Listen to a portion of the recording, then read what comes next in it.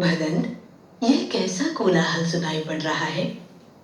भगवान, यह श्रावस्ती की हाट से लौटने वालों की करुण पुकार है। यह बर्बर डाकू अंगुलीमाल के द्वारा सताए गए लोगों की चित्कार है। क्या अंगुलीमाल इतना क्रूर हो गया है? हाँ भगवान, अंगुलीमाल से मिलकर उसे समझाना होगा भदंत। भगवान, वह बड़ा ही क्रूर और निर्मम है। वह किसी की सुनता ही नहीं। किसी में उसके पास जाने का साहस भी नहीं होता। उसकी छाया से भी लोग घबराते। भदंत, मनुष्य बुरा नहीं होता, उसे तो हम स्वयं बुरा बना देते हैं। अंगुलीमाल भी बुरा नहीं है। मैं उसके पास जा रहा हूं। उसे एक बार समझाना जरूरी है। भगवान, आपका अकेले वहां जाना उचित नहीं है। मेरा कहा मानिए, उससे मिलने से कोई लाभ न होगा। प्रयत्न करना हमारा कर्तव्य है।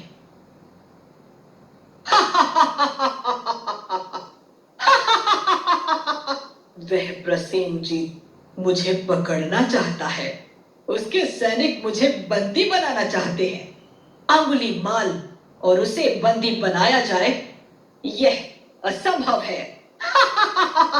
मेरी यह तलवार, इसने कितनों को ही मौत के घाट उतार दिया है। इसकी मार से प्रसेनजीत भी नहीं बच सकता। सरदार की जय हो। सरदार, आपको पूछता हुआ एक सन्यासी आ रहा है।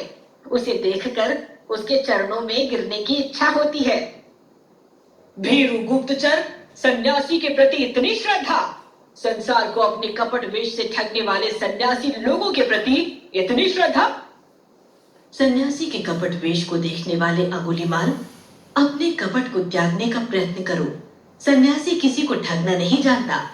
एक बार सन्यासी बनकर तो देखो, तुम्हारे मन का सारा पाप धुल जाएगा। यह सन्यासी, इसके मुख का तेज मुझे अपनी ओर खींच रहा है। सन्यासी, तू अपनी मीठी बातों से मुझे ठगना चाहता है? रुक, मेरी तलवार तेरा स्वागत करेगी।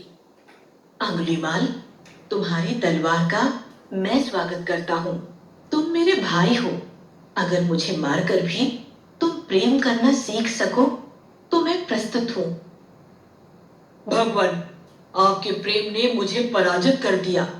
आपने मुझे भाई कहा है, अब मुझे अपना अनुचर बना लीजिए। अंगुलीमाल, तुमने अपनी भूल समझ ली। अब तुम पवित्र हो। तलवार फेंको और धर्म की शरण में आ जाओ।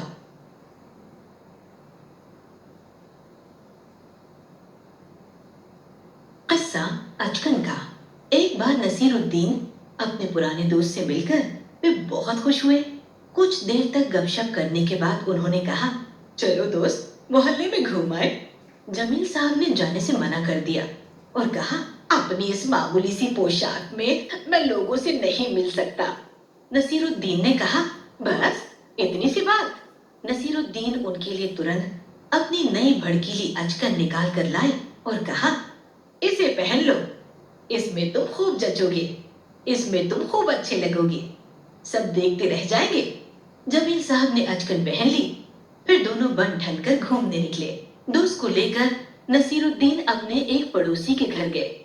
नसीरुद्दीन ने अपने दोस्त का परिचय कराते हुए पड़ोसी से कहा, ये है मेरे खास दोस्त जमील साहब।